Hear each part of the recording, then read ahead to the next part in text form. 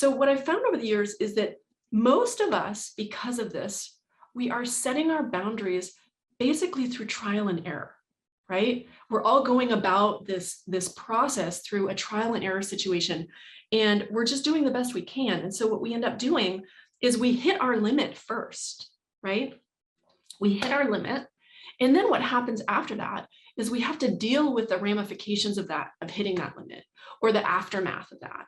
And then out of that, we set boundaries and we're like, oh, that wasn't very good, right? I'm not going to do that again. So my example, right, very real example of me coming home after having a rough Monday and a rough, crappy Tuesday, coming into the house and unleashing, right? Afterwards, I'm like, ooh, that was not very skillful, right? I don't really want to have that happen again. And so what occurs for me when I come home next time and I've had a couple really, really rough days and I'm coming home at 6:30 is I'm going to pull over on the side of the road for 5 minutes before I walk in that house, right? That's my boundary that I set out of that limit that I hit because I have some awareness around it. But here's the deal, approaching boundaries this way, there's nothing wrong with it, right? And I'm going to continue to hit my limits and set my boundaries out of it until my last day on earth, and that's fine. But the reality is if I continue to set boundaries this way, it's risky and it's unpredictable because I don't know the situation I'm walking into. It's all the variables are constantly changing. I don't understand my triggers, the people that I'm around, all of that, right? So it gets kind of messy setting them that way.